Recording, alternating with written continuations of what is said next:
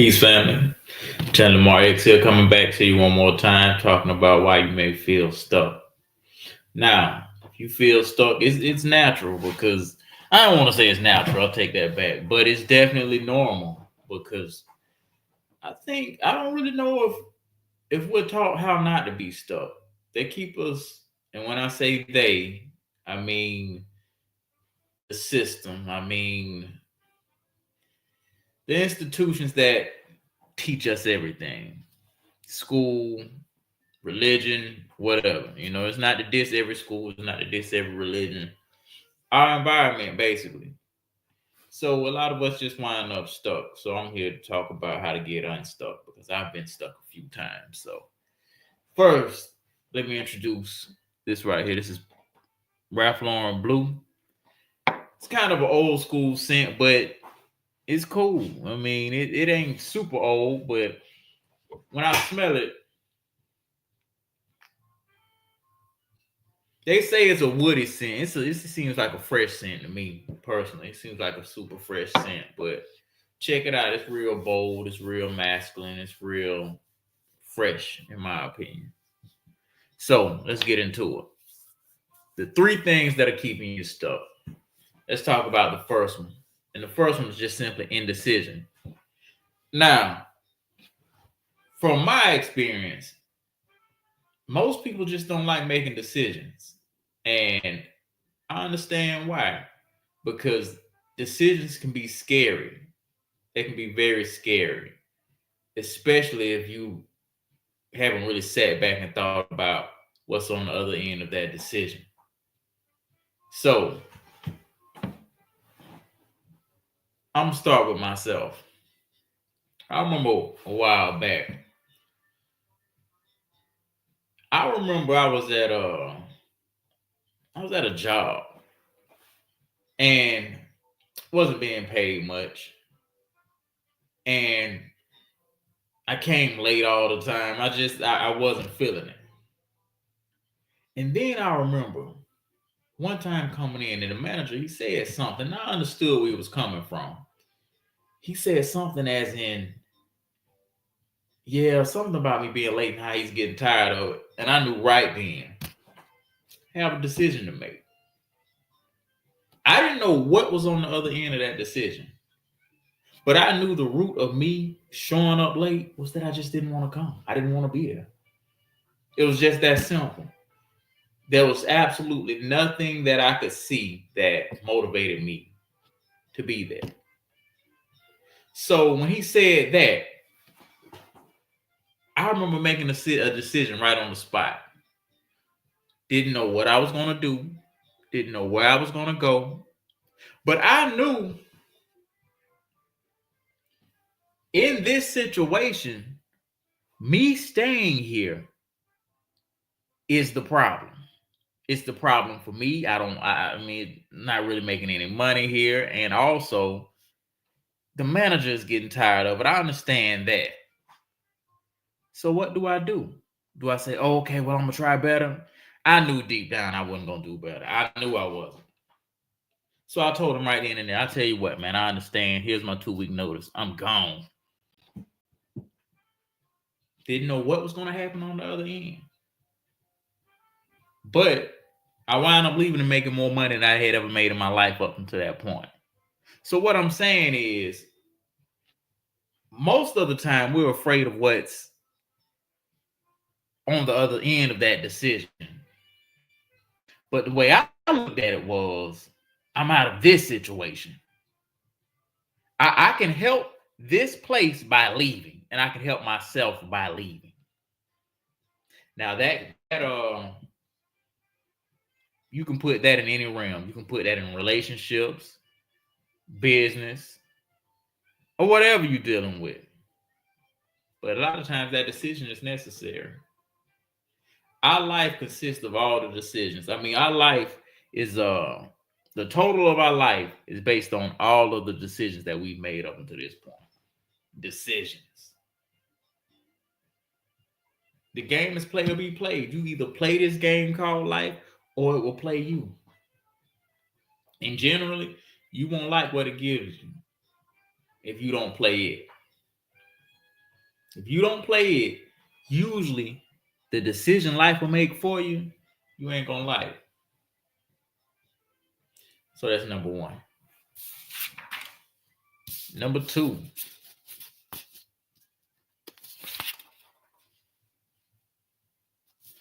overthinking, which is paralysis by analysis. So this was another thing I've dealt with. They call it, let's say I would make an intention and it'll be a great idea. That night, it'll be a great idea, right? Then I wake up that morning and it's totally different. Now my mind's talking me out of it, right? That's overthinking. Now you're overthinking. I would overthink it. And overthinking it oftentimes would leave me stuck. I wouldn't make any decision due to overthinking. And then that's how I wind up drifting. Simply overthinking. So they call it intentions and counter intentions. So the intention is what you focus on doing. It's the thing that you set up in your mind. Okay, I'm gonna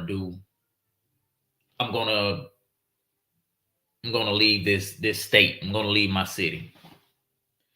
That's the intention. But the counter intention is when you get to thinking about, if I leave, I don't know anybody. Oh, how am I gonna find a job? How am I gonna do this? How am I gonna do that? That's the counter intention. I see somebody just joined the live. What's up? Peace. What's happening? Got my one person on my live. Salute. But that's how it goes. It's just it's that overthinking will talk you out of it every time. So this is what I do. Whatever it is that I want to do, I write it down because it makes it a lot different. It makes it different when you're looking at something from a different perspective. And what happens is whatever's trying to talk us out of it, usually it's just the program. That program is the doubt that somebody might have put inside of you by what they told you. It might be something, your past failures. That can be your counter intention right there. Because we fail, man. Failing, if you don't look at it right, can crush you. It can crush your whole spirit and make you not want to get up and do anything again. So that's the counter intention. So again, you got intentions, which is what you want to do, and you have counter intentions, which is the stuff that'll try to talk you out of it. And if you're not careful, them counter intentions will talk you out of it because it's your paradigm. And your paradigm wants you to stay comfortable. It wants to keep you the same. Even if the same is very uncomfortable. Well, it's comfortable, but it may be miserable. A lot of us get comfortable in our misery. And that paradigm will keep you stuck. So what I do, and this is another thing, just write. Every day, sit down, pull out a sheet of paper like this right here. Pull out a sheet of paper. This is something most people don't do. Whatever it is that you intended to do, just write. This is it right here. This is stuff I do all the time, so I ain't just talking. Whatever it is bothering you, just write.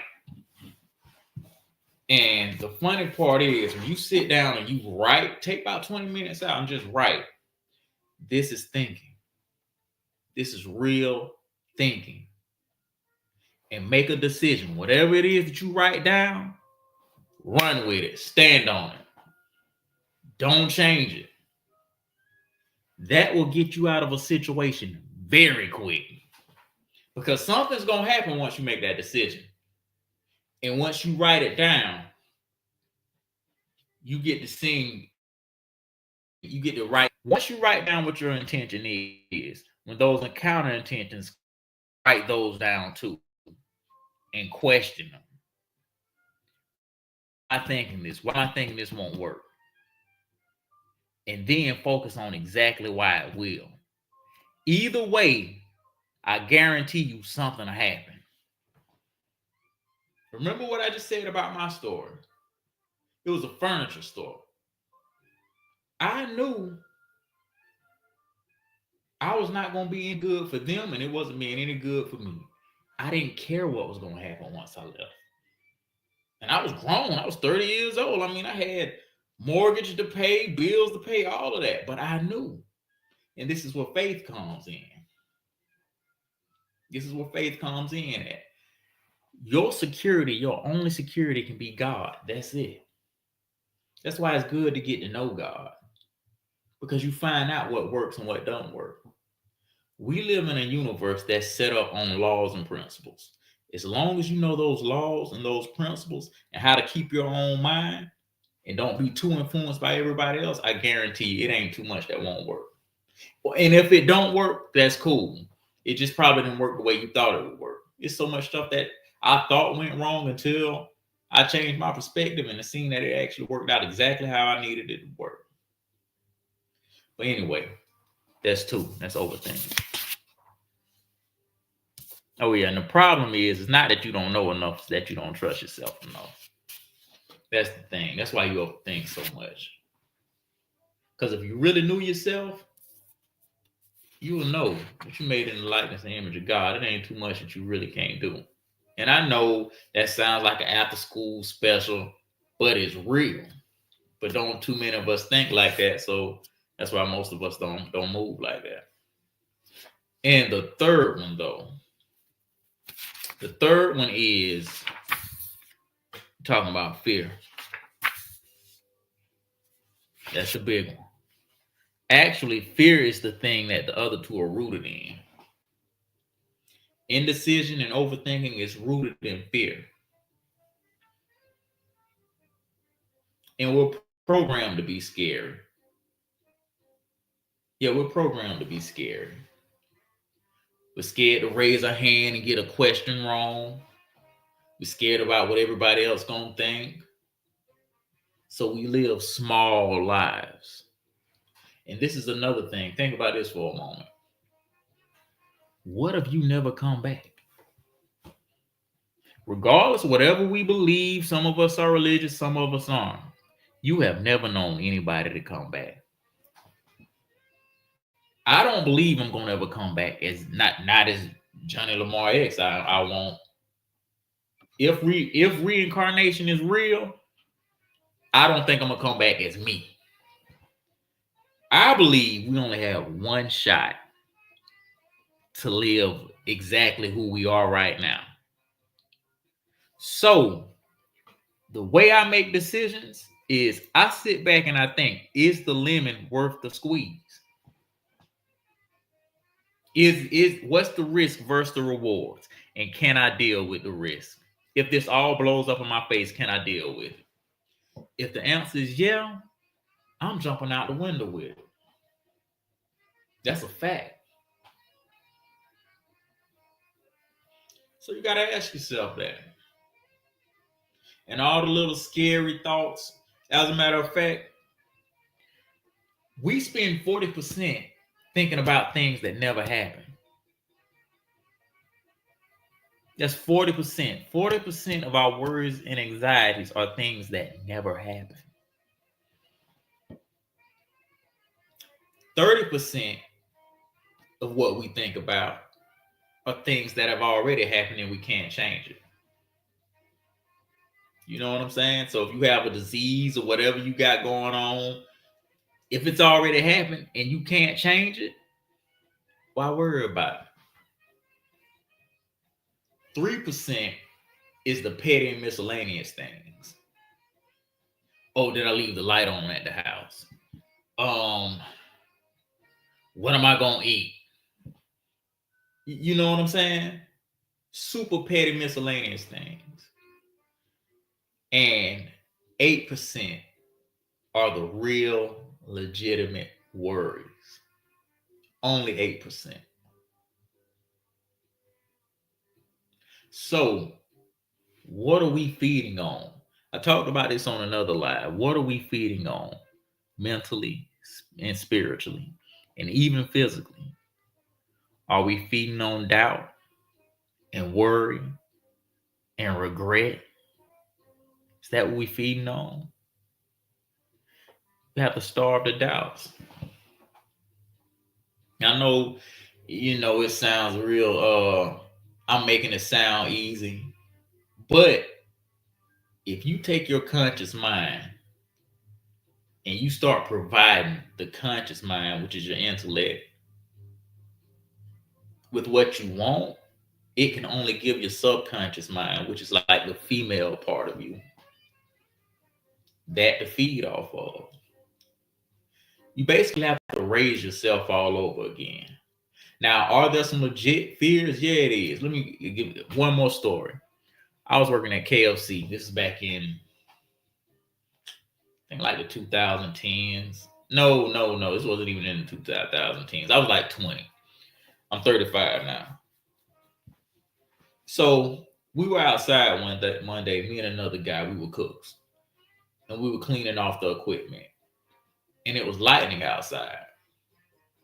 So the guy had some type of metal rod. And I was scared. I'm like, man, get away from me with that, because I don't want to get struck by lightning. And he broke it down to me right quick. He said, Jay,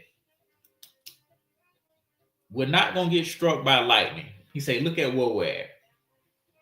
He said the way he broke down was as if we were in an open field and he was doing that, then we would get struck.